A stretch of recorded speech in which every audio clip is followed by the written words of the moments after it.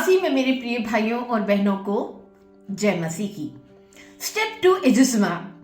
यह रविवार आज भी कई मसीह समाज, कई मसीह कैलेंडरों और कई कलीसियाओं में चिन्हित करा गया है। यह रविवार लेंट सीजन शुरू होने के लिए या होने से पहले तीसरा रविवार माना जाता है और पुनरुत्थान से यह रविवार 9वां रविवार माना जाता है। स्टेप टू एजुस्मा रविवार यह वह रविवार है और इसीलिए यह महत्वपूर्ण है क्योंकि इस रविवार के बाद हम लोग यानी कि मसीह समाज पवित्र उपवासों की तैयारी शुरू कर देता है। परंपरागत मसीह समाज इस रविवार के बाद पवित्र उपवासों की शुरुआत यानी कि तैयारियां शुरू कर देते थे और इस रविवार के बाद ना तो मसीह समाज में कोई उत्सव मनाया जाता है और ना ही हालेलुया बोला जाता है और ना ही ग्लोरिया गाया जाता है। यानी कि इस रविवार के बाद हम लोग शोक उपवासों की तैयारी करना शुरू कर देते हैं जब तक कि प्रभु परमेश्वर यीशु मसीह क्रूस पर अपनी विजय चिन्हित नहीं करते हैं। तब तक ना तो हालेलुया बोला जाता है यानी कि हालेलुया को निलंबित कर दिया जाता है, ना ही कोई उत्सव मनाया जाता है और ना ही ग्लोरिया गाया जाता है।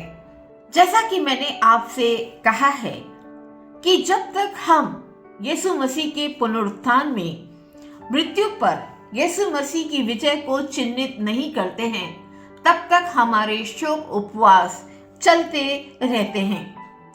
संक्रमण के रूप में स्टेप टू एजुस्मा को दो महत्वपूर्ण मौसमों के बीच रखा गया है। एक मौसम है क्रिसमस का मौसम यानी कि बड़े दिन का मौसम और दूसरा है लेंट का। यहाँ पर हम क्रूस के आधार पर छवि को पढ़ते हुए क्रूस की ओर बढ़ते हैं। हम ऐश वेडनेसडे यानी कि राख के दिन की ओर जाते हैं। पहला चरण स्टेप टू एजुस्मा है, दूसरा सेक्सोगेजिमा और तीसरा है क्वीनक्वाजिमा। ए हिस्ट्री ऑफ स्टेप टू एजुस्मा में यह रविवार एक गंभीर चेतावनी के रूप में दर्ज किया गया है। इस तपस्या के मौसम के दौरान पवित्र शास्त्र बाइबल को पूर्ण रूप से पढ़ा जाता है क्योंकि पवित्र शोक के मौसम में हम ईस्टर यानी कि पुनरुत्थान के महान पर्व की ओर चल देते हैं। कुलसियों 2:12 में लिखा है कि स्टेप टू एजुस्मा की प्रमुख विशेषता हालेलुया का पूर्ण निलंबन है जब तक कि उस सुखद दिन के आगमन तक जब हमारे प्रभु यीशु मसीह के साथ मृत्यु का सामना करना पड़ा और एक साथ दफनाया गया, उसके साथ हम फिर से एक नए जीवन के लिए जी उठेंगे। मसीह में मेरे प्रिय भाइयों और बहनों, व्रत तपस्वी अनुशासन का एक बहुत गंभीर समय होना चाहिए जहां हम अपने दिल और दिमाग को प्रभु यीशु मसीह की ओर अधिक गहराई से खींचते होते हैं। स्टेप टू एजुस्मा का विचार है कि आप शोक उपवास की अवस्था में जाने से पहले स्वयं अपना मूल्यांकन करें कि प्रभु परमेश्वर आपसे क्या चाहता है। कई मसीह कलीसियाओं में इसे बाबुल के इज़राइल के 70 साल की कैद के साथ 70 दिनों के प्राचीन मठवासियों के संबंध के साथ खोजते हैं, पर ज्यादातर पवित्र शास्त्र के नए नियम में से 1 कुरिन्थियन 9:27 में संत पौलुस के कथन से इत्तेफाक रखते हैं जहां पर लिखा है, परंतु मैं अपनी देह को मारता कूटता और वश में लाता हूं, ऐसा ना हो कि औरों को प्रचार करके मैं आप ही किसी रीति से निकम्मा ठहरूं। मसीह में मेरे प्रिय भाइयों और बहनों, स्टेप टू एजुस्मा रविवार हमें केवल घोर शारीरिक तपस्या की ओर ही जोर नहीं देता है, परंतु वह इस बात पर भी जोर देता है कि हमें आध्यात्मिक तपस्या भी करनी होती है। हम लोग प्रेरितों के कार्यों को, उनकी आध्यात्मिक जिंदगियों को पढ़ते हैं और देखते हैं कि उनकी आध्यात्मिक जिंदगियों में शरीर और आत्मा की निरंतर लड़ाई रही है। और अगर हम अपने आध्यात्मिक जीवन की ओर बढ़ना चाहते हैं तो हमारे भीतर भी यह लड़ाई निरंतर स्वाभाविक रूप से चलती रहेगी। जब तक चलती रहेगी जब तक कि हम स्वर्ग में परमेश्वर के साथ एकता नहीं बना लेते।